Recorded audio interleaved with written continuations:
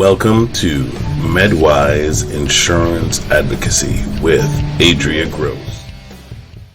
Hi, this is Addison with Adria Gross this morning, and we are talking about more case studies today.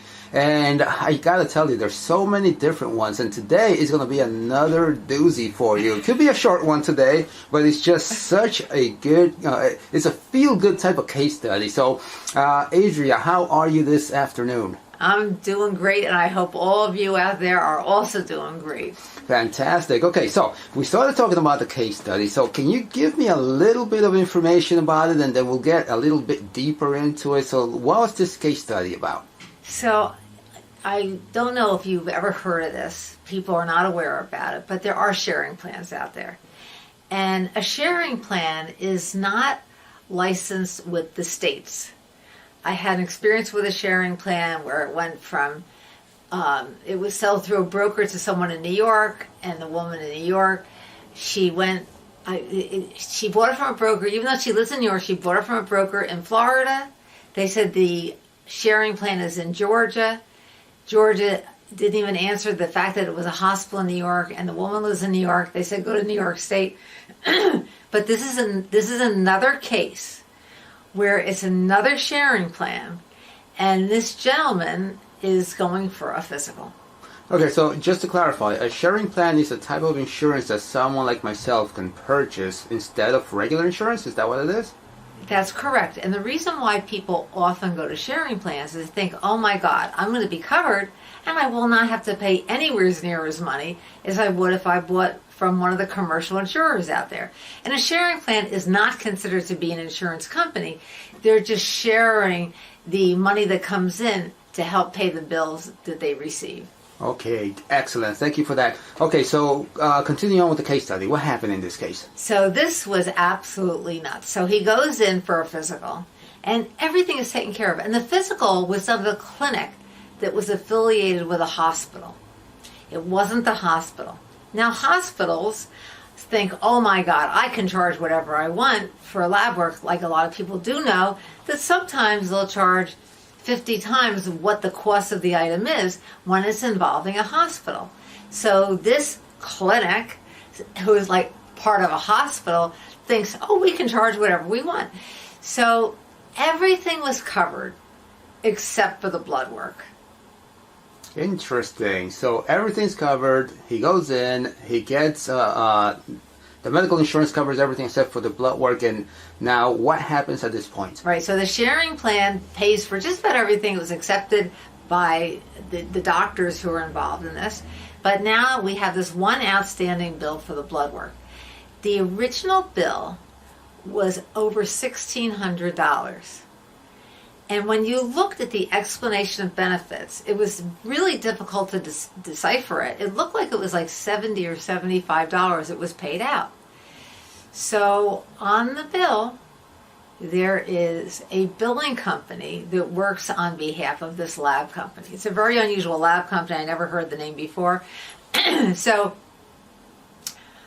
I called up the billing company, and I really dislike them because you get a big runaround and they don't know what they're doing. And even if you're going to fight about a bill, they can't make that decision. It really has to be made by the provider who they're billing for.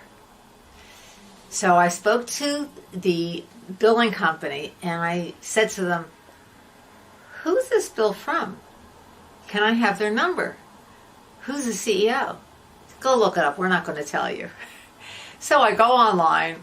I figure out who it is, and I get on the phone, and I ask for the CEO of this lab company. I found the lab company. Great. Well, it took a few days, but finally I got a call back from someone.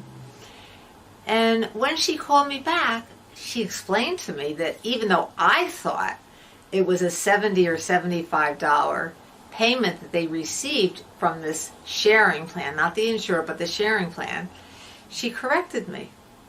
And she said to me, we were paid $437. So we're talking about 9 lines of different procedure codes for the blood work. And I couldn't believe this. What did they total up to? $125. That's the reasonable and customary charges for those 9 lines. And the original amount was how much? $1,700? Over $1,600. $1,600. Almost $1,700. Wow, so that's a huge disparity. Right. So when I called her up, she says it wasn't $70 or $75. We got paid $435.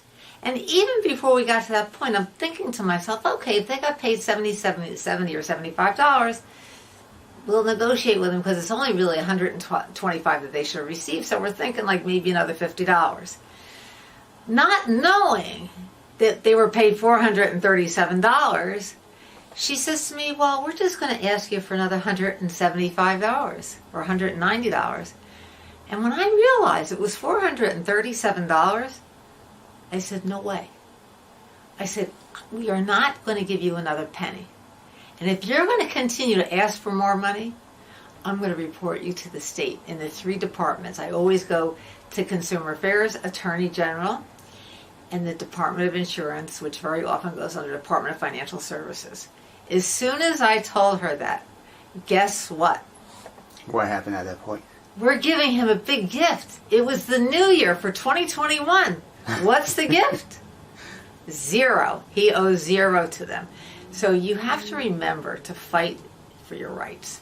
You have to see what the procedure codes are, what the normal rate is, and then you need to fight with that provider who's charging you these astronomical amounts because they know that they're really doing something that's illegal.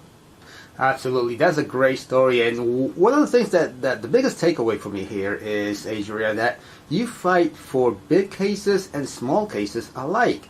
When someone comes to you, it's because they've been at the end of they haven't seen the light. They've been at the end of the tunnel. They don't have anything that has proven to work for them. So then they come to you. So no matter how big or small the case is, you can handle it. I know that in previous videos we spoke about the typical case that you work with, and it's in the 10, 20, 30, 40, even $50,000 level. But it's always good to have that small claim out there that you just made someone's year, let's just say that. And very often when it comes to a small claim, I usually give advice. In this situation, I realized it wasn't going to take much time.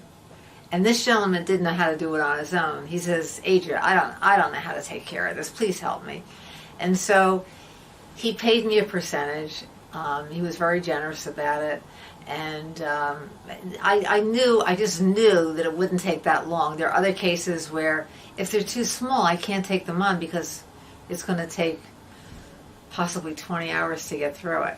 Right. So most of the cases that I do handle are larger. Right, and that's why we make these videos available.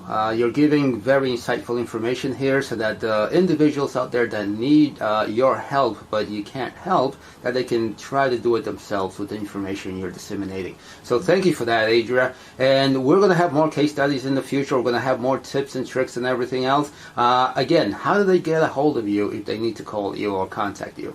My website is www.medicalinsuranceadvocacy.com, www.medicalinsuranceadvocacy.com, and my phone number is 845-978-9493, 845-978-9493. And I just want to add one more thing. When a case is really small, you can always go right on the web and look at my book. It's only $13.95. You can buy the book because it really gives you the advice to what you can do when these things happen to you. The name of the book is Solved, exclamation point, Curing Your Medical Insurance Problems. Solved, Curing Your Medical Insurance Problems. And again, my phone number is 845-978-9493. Thank you. If you would like to know more, go to medicalinsuranceadvocacy.com or call 845-238-2532.